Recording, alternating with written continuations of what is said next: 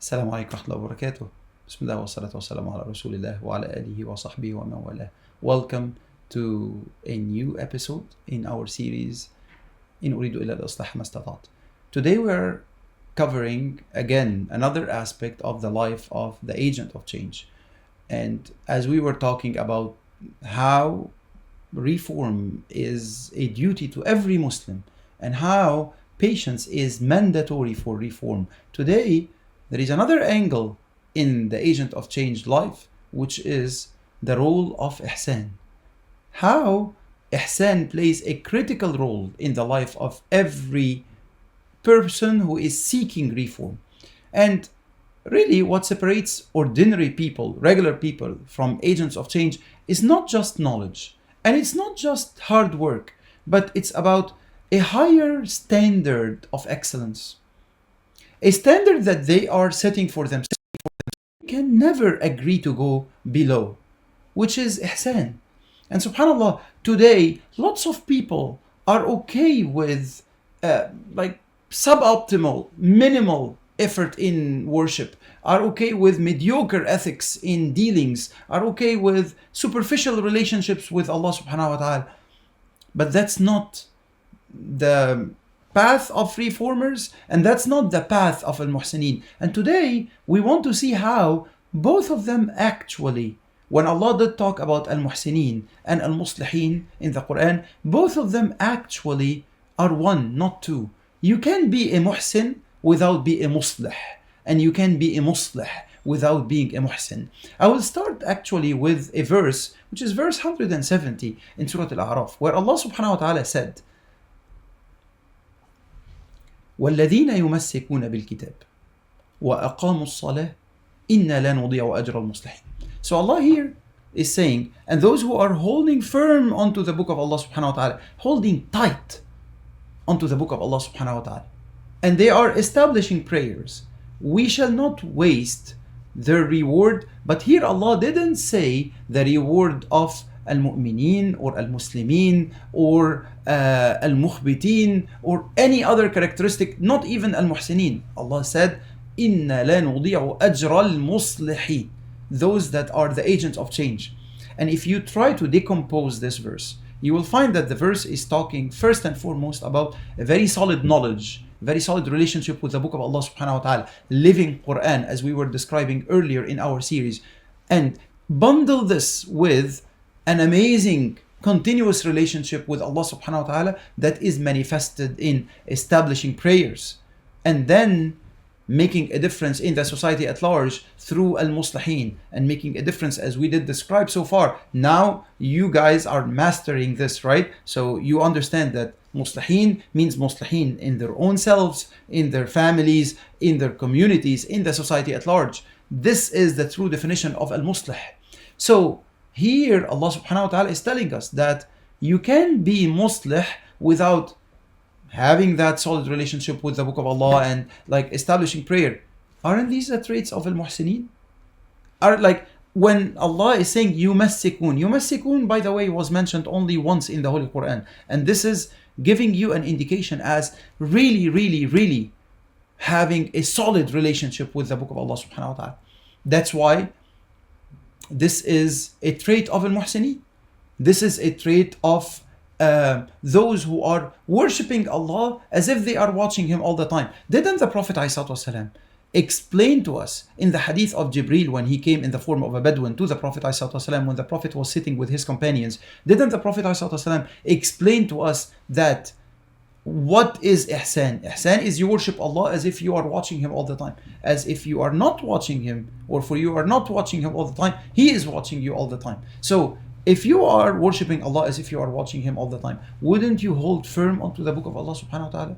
Wouldn't you always try to strive to apply the book of Allah subhanahu wa ta'ala in your entire life? Wouldn't you perform the prayer in the best way possible? Wouldn't you strive to be among those people that Allah subhanahu wa ta'ala is talking about in Surah Al-Mu'minun, saying, قَدْ أَفْلَحَ الْمُؤْمِنُونَ الَّذِينَ هُمْ فِي صَلَاتِهِمْ خَاشِعُونَ, those that are really focusing on their prayers are the successful believers. So you see here that there is like almost a negligible line. There is no line whatsoever, not even a blurry line between al-muhsinin and al-muslihin, because al-muhsinin are trying to perfect their religion, and part of perfecting the religion is that they understand their role in the society at large. Hence they need to strive and work hard to be among al-muslihin. That's why Allah subhanahu wa ta'ala is saying in the Holy Quran in Surah Al-Nahl, إِنَّ اللَّهَ مَعَ الَّذِينَ اتَّقَوْا وَالَّذِينَ هُمْ مُحْسِنُونَ.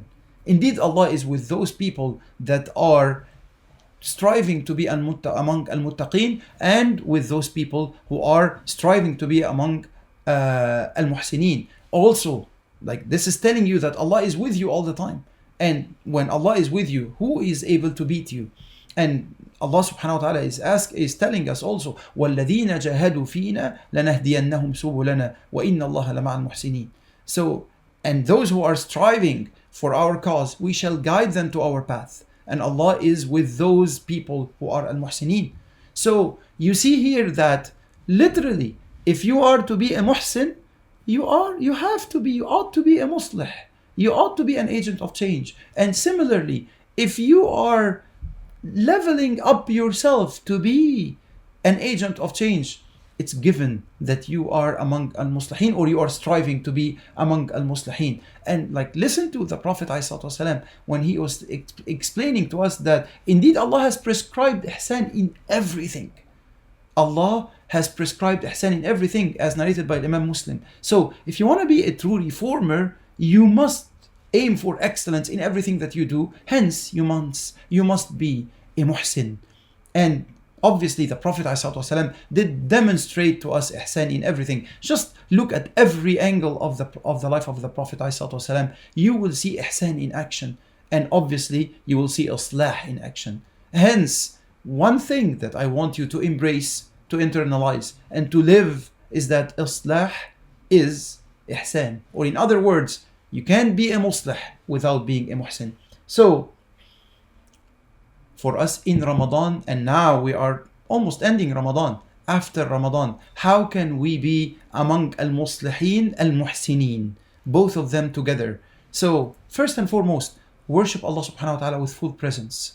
When you worship Allah, when it comes to your acts of worship, when it comes to your relationship with Allah subhanahu wa ta'ala, perfect it with the utmost level of fear, of concentration, of focus, because at the end of the day, قد أفلح المؤمنون الذين هم في صلاتهم خاشعون والذين يمسكون بالكتاب وأقاموا الصلاة. So those that are establishing prayers, and those that are really focusing in prayers. So, and prayers is just the most important act of worship, but this is applicable to all the acts of worship. The second thing here is, do your best in everything. Put in 110, 200% of your effort in everything that you are to do.